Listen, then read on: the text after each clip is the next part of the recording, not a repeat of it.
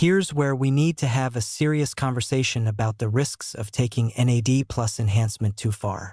There's been enormous commercial and research interest in dramatically boosting NAD plus levels, with companies marketing high-dose supplements and even intravenous NAD plus infusions. But recent research has raised red flags that we cannot ignore. Pushing NAD plus levels too high may not be safe, and in some cases it could be actively harmful. The concern centers on cancer. NAD plus is essential for all cells to produce energy and function, but that includes cancer cells. In fact, many cancer cells have elevated NAD plus levels and upregulated NAD plus synthesis pathways because they need enormous amounts of energy to fuel their rapid, uncontrolled growth. Research has shown that artificially boosting NAD plus can, in some contexts, promote tumor growth and metastasis. This is not theoretical. This has been demonstrated in multiple preclinical studies. There's also evidence that excessive NAD plus can promote cellular senescence in certain contexts. Senescent cells are cells that have stopped dividing but don't die.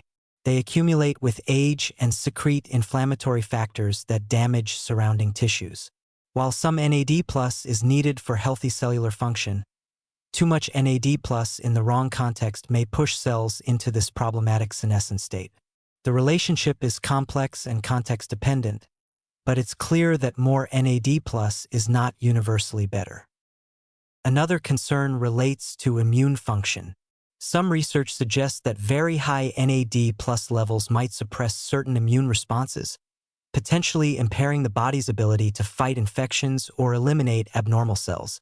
The immune system relies on carefully balanced metabolic states, and disrupting NAD plus balance too dramatically in either direction could have unintended consequences. This is why the approach advocated in responsible nutritional research is fundamentally different from aggressive NAD plus supplementation. The goal with food-based NAD plus support is not to push levels as high as possible. It's to restore more normal physiological levels in people whose NAD plus has declined due to aging or disease. It's about returning to balance, not achieving superphysiological enhancement. Think of it like blood pressure. If your blood pressure is too low, you feel weak and dizzy. That's not good. But the solution isn't to make your blood pressure as high as possible. It's to bring it back to a healthy normal range. The same principle applies to NAD+. There's an optimal range, and being above that range may be just as problematic as being below it. The studies showing cognitive benefits from NAD+ restoration in animals generally involve bringing depleted NAD+ back toward normal levels, not pushing already normal levels even higher. This is a crucial distinction that often gets lost in marketing claims. When supplement companies promise to dramatically boost your NAD+, they're not necessarily offering you a benefit. They might be pushing you into a potentially dangerous range. Food-based approaches to NAD+ support are inherently safer because they work within your body's natural regulatory systems. When you eat niacin-rich foods or protein-containing tryptophan, your body absorbs these precursors gradually and converts them to NAD+ through regulated pathways with natural feedback mechanisms. If your cells have enough NAD+, they don't keep making more just because precursors are available. There are homeostatic controls that prevent excessive accumulation.